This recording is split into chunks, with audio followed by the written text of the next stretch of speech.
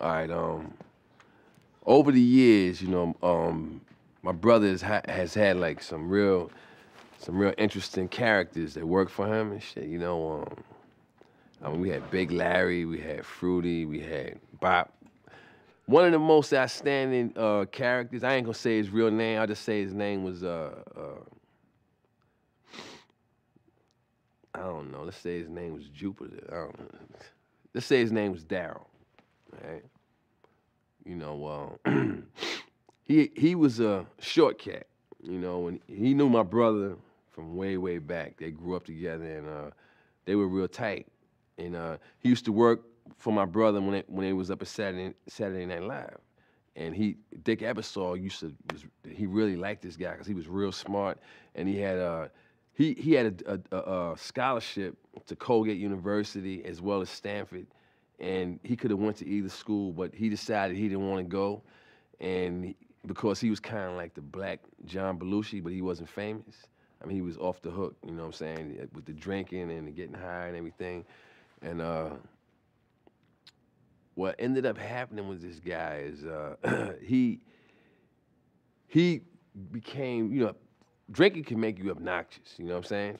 So one night we was in LA, we went to this club, not a club, but a restaurant called La Familia. Dean Martin used to eat in there. I actually seen the real Dean Martin. He's sitting at his table, he's eating his spaghetti or whatever. And we're over here chilling, we eating out, whatever, waiting for our stuff. And then Daryl walks in.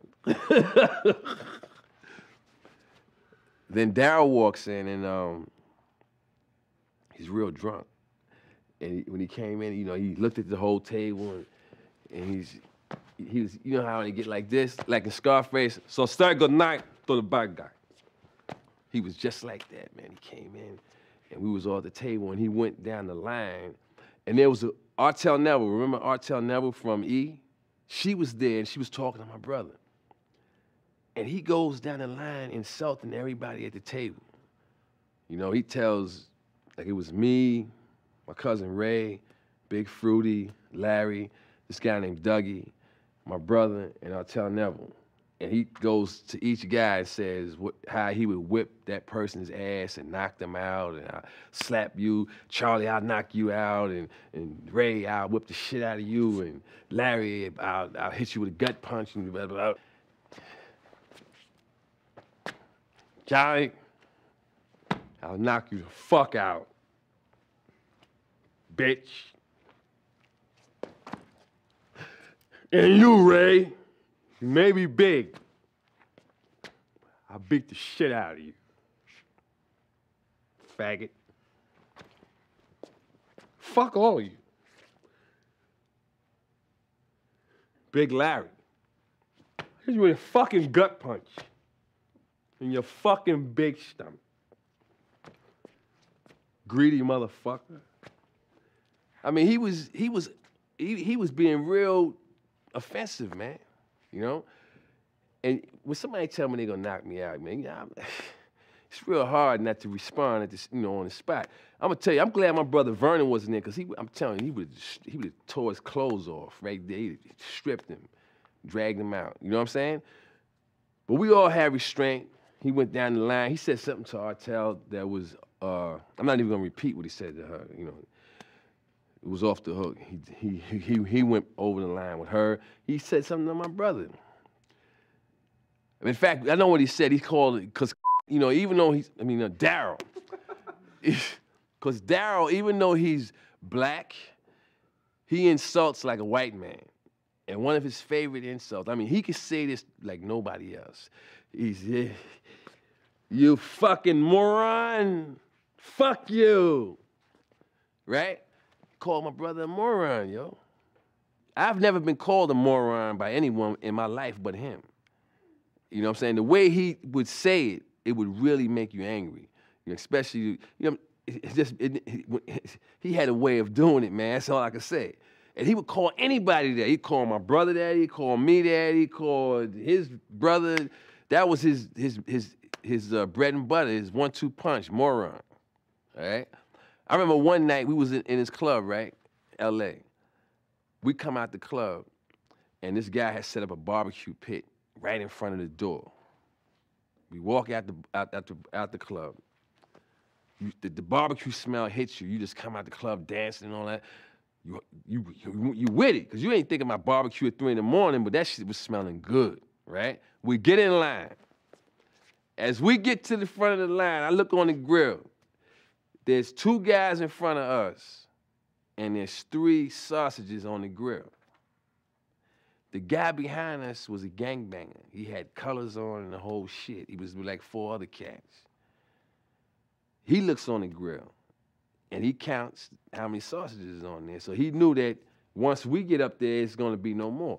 So he starts going through the whole gangbangers. Yo, cuz, fuck that shit, cook. Look here, knuckle. Let's get my squab on, cuz. I'm hungry, knuckles. Gonna get that sausage, cuz. And I was like, yo, man. You know what I'm saying? Because I'm not trying to get shot with no AK-47 over Frank. You know what I mean? Turns around and goes, fuck you, you fucking moron. And I seen the wheels turning in this cat's head. He said, moron? What's a moron, cuz? Luckily, none of them knew what a moron was, man. Or I wouldn't be telling you the story. On that, I was like, look, we got credit cards, we got money, and I'm not getting, let's go. I had to drag him off the line. He was gonna challenge some gangbangers, man, over Frank, man. It ain't worth it. He was off the hook with his shit, man, with his insults, you know? And the way he would say moron, yeah, you fucking moron. Fuck you, pal. It was like pouring acid on you, man. He had a talent with that, man.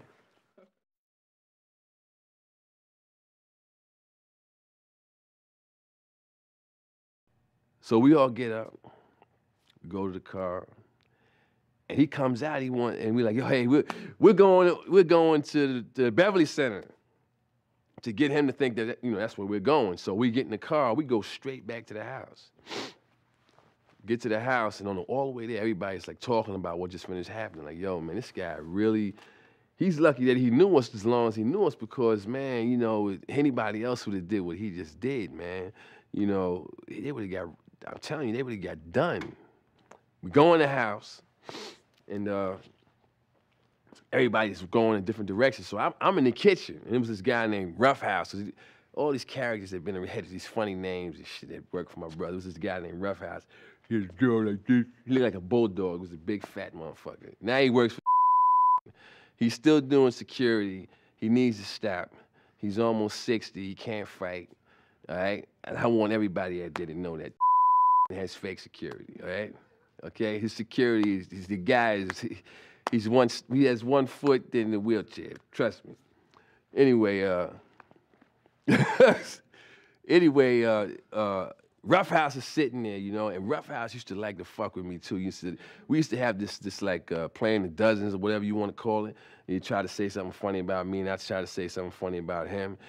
And we walk in the room, and Roughhouse is now teasing me because Daryl told me he was gonna knock me out. Yeah, Charlie, that little motherfucker said he's gonna knock you the fuck out, Charlie. Right? And I'm like, yo, whatever, man. But I tell you what, if I ain't know him, I'm telling you, man, on the serious side, I was getting ready. That really was hard for me not to get up and drill him right there, man. But as I'm saying this, I feel 2 hands grip on the side of my face like this, and then I hear, you fucking moron. And it was him, man. He had my head like this, and he tried to slam it onto it was like a nook that I was standing next to. It was marble. He tried to slam my head on there. So when I heard his voice, my head was going. I was able to power out of it because he didn't have good leverage. He was pulling from, he was short. But I got real mad, man. That, you already disrespecting me in public. Now I don't know how you got in the house. You're in the house, and you're grabbing my head, and you're trying to slam it on. So I started beating on him at that point. So he was like in front of me. I was going to the body. Boom, boom, boom, boom, boom, warming up his ribs. And he didn't want to hit. He didn't want no more, so he grabbed my hands and was trying to hold my hands. And I was struggling to try to, to get loose. You know what I'm saying? I didn't know about circular motion back then. I was trying to get loose. And he started losing his grip, and he grabbed my sweater. and he held on to my sweater while I was trying to punch, and he stretched the sleeve. When he let go, the sleeve was touching the ground. I was standing up, and the sleeve of my sweater, this is a $500 sweater, man. You know, this is back in like in 90-something. But, you know, $500 sweater to me, hey, man, you just fucked up some nice shit. That I don't got a lot of $500 sweaters.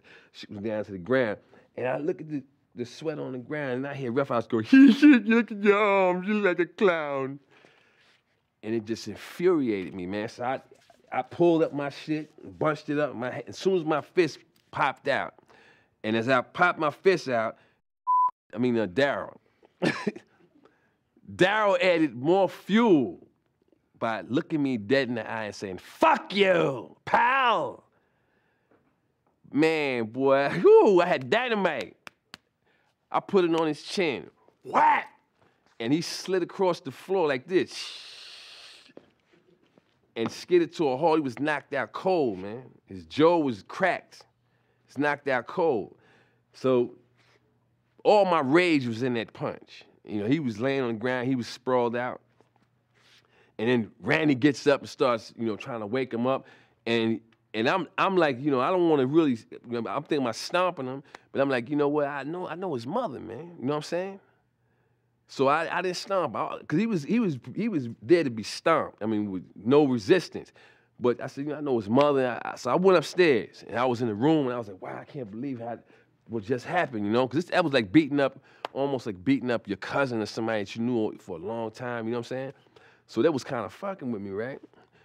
And then, you know, I was in a room that had a patio and had a big door, and the door was open. And I'm standing there, I'm like, damn, I can't believe what I just did, man. Wow, man, I lost it. And I heard something outside the window go, it's not fucking over. I want more. Come out, you fucking pussy. I want more. And I realized that this nigga's outside, man. He wants more, right? And then my brother came in the room, and I looked at my brother, and we stood there for about maybe 3 minutes, but we kept hearing like a cat whining outside the window. You punch like a bitch. I want more. I want more. I want more. Finally, yo, I was like, you know, all that shit about knowing your moms and all that shit was out the window, man. My brother looked at me, he's like, yo, go finish him off. I was like, no problem. I went downstairs, boy. I went to work on this midget. The nigga's not there. He had a Napoleon complex, man. You know what I'm saying? And, you know, I'm going to tell you like this. I don't got no problem with beating up any motherfucker. I don't care how, because you might be saying, oh, he beat up a little nigga. I beat up big niggas too, all right? You know what I'm saying? So don't get it twisted.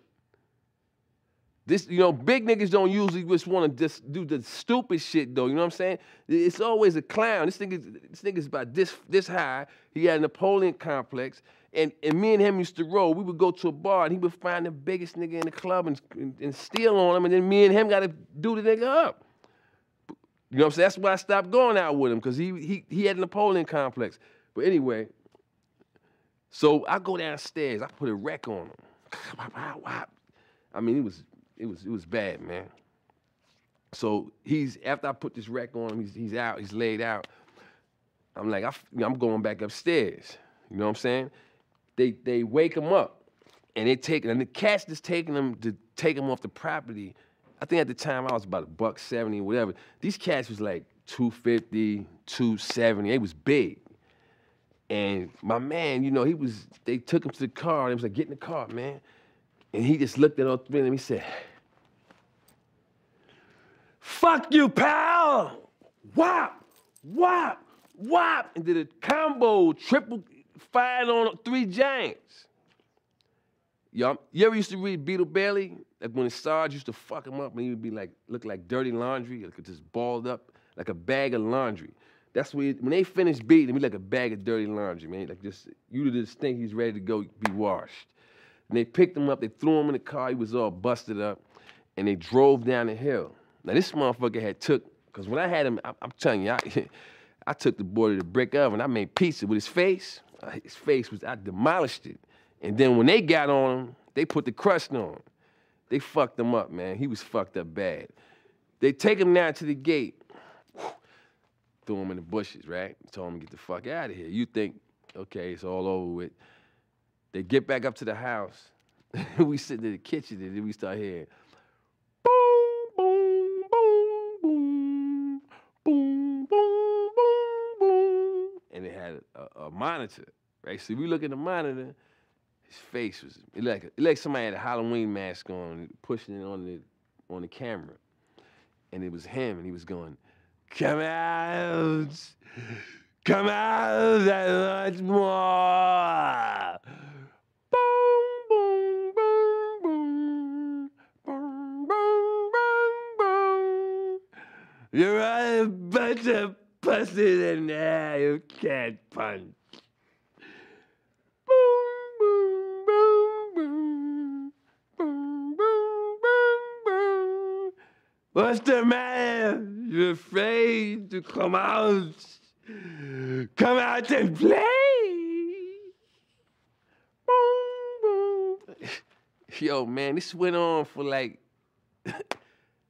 45 minutes, man. And then, to take you to the Twilight Zone, a limo pulls up. Now, the night before that, I ran the Blade Barkley. He used to be the middleweight champion. He lost his title to James Lights Out Tony. And he took a tremendous beating, tremendous. You know what I'm saying? And his face was, his face was bad, man. You know, he looked like he required surgery. You know, and the weird shit about it was, you would think that somebody whose face was like that and got it whipped like that would go to the hospital and stay for at least a month or whatever. But he went to a comedian's house. Maybe he had lost his mind or whatever. He was crazy. Cause you supposed to go to the hospital, you go to Eddie Murphy's house. He came straight from his ass whipping, flew from Vegas to Eddie's house. We didn't even know him that good. We didn't know, it wasn't like he was in our family, dog.